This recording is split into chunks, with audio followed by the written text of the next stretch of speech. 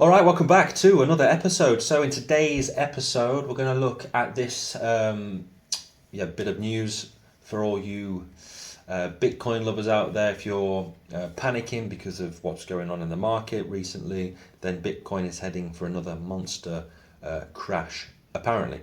So, we're going to dive into that. We'll look at the technicals as well for the Bitcoin price, the monthly returns, how April has started off, and we'll look at the Bitcoin dominance as well, and we'll look at Bitcoin's analysis just to see where we could be heading for the rest of this month. So, what is this bear news or this bearish news, this FUD that I'm bringing out very briefly, quickly? So I want to see the chart. So basically, despite basically the positivity we've seen this month, we have shot back up from we were down below 70, what was it, 77, even lower, 74k, and of course we're back up now around 85,000. So what was this all about? Well, Ali Martinez issued, I don't have a clue who this is, maybe you can let me know in the comments section, posted on Twitter warning that there's a sell signal. So Bitcoin right now is hitting some key resistance, which we'll look at in just a second, which I do agree with him. And so how low will Bitcoin crash according to this guy?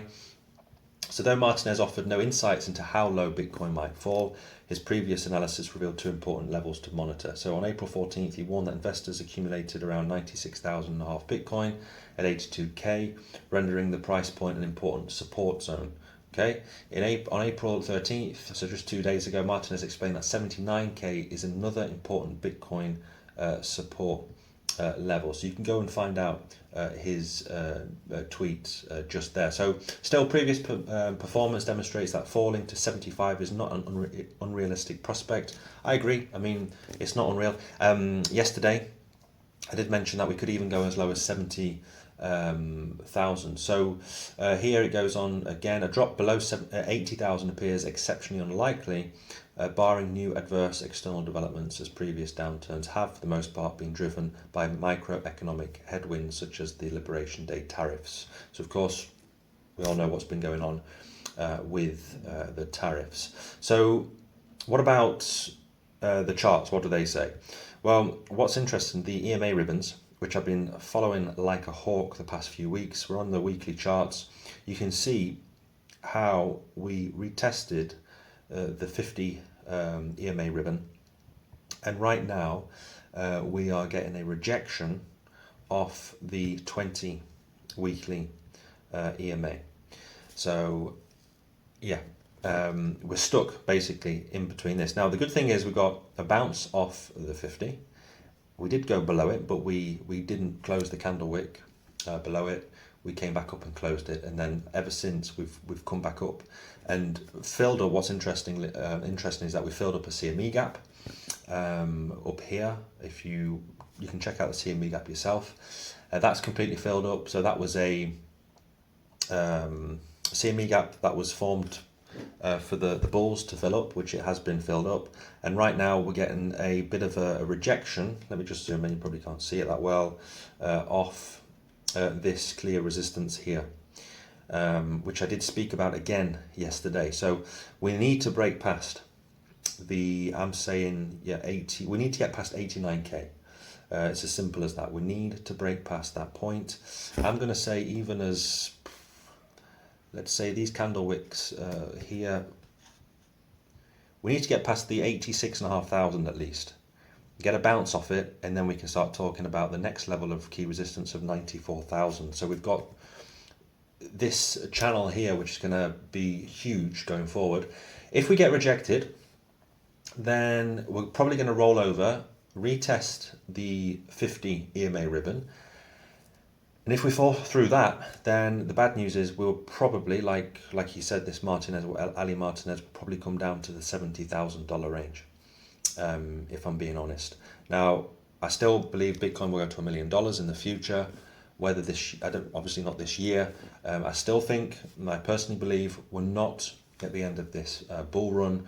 We've had a 30% pullback, like you can see my video yesterday, and hopefully come the end of this year or middle of this year, we get a moonshot up to our target of 120 to 150,000. I think that's being very conservative, but let me know where you think. I'm just aiming for these two zones here. So that's with Bitcoin. Obviously the rest of the space will just follow whatever Bitcoin does. And yeah, I mean, I spoke at length yesterday about the altcoins being absolutely destroyed. So now is the time, if not financial advice, of course, if you're DCAing into altcoins, then most of the stuff is down 70, 80%. So you're getting them at discount prices for the altcoins. So for me, gaming and AI, crypto, of course, has taken a huge hit, but I still believe in that space, and I think we will come out of the woods pretty soon, and then everything will start looking a lot rosy.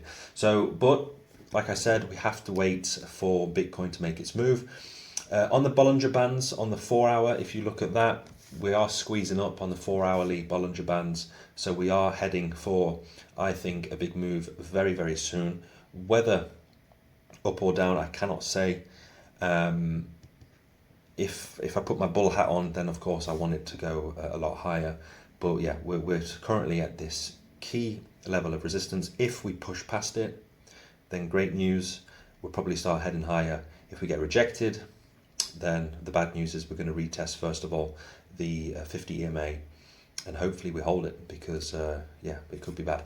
So anyway, Bitcoin returns, we're up 3% for the month of April. Obviously February was terrible, but hopefully, now May, usually people walk away in May, so we've got another 15 days until May. But if you look at the history, it's pretty 50-50 with the month of May. And what's interesting is when we do have a green month, usually the year after we have another green month, if we just take the last cycles into consideration. So yeah, we've got back in 2017, 50%, 2020 at 10%. So who knows? Maybe May we won't walk away, but May could be a good month. I'm really hoping for a good summer, because the last few summers have been pretty boring, and then heading into the rest of the year. Let's see anyway what happens. So that's pretty much it for today. Just one more thing with the Bitcoin dominance. We're still heading up a lot higher, which I said yesterday would probably come and completely fill up this candle wick, and then start heading down. So if you're into altcoins, just keep being patient, keep doing what you're doing, stick to your game plan, because this thing will come down, and it will probably come down very, very fast. And when that happens, you don't want to miss the train, because the altcoins will, over a very short space of time, I'm talking about weeks, will start going absolutely bonkers. So of course we have to wait for Bitcoin to make its move, and let's see what happens over the next several weeks. So make sure to subscribe, guys and girls, if you haven't done so already. Thanks for sticking to the very end, and I will see you next time with another video. Bye bye.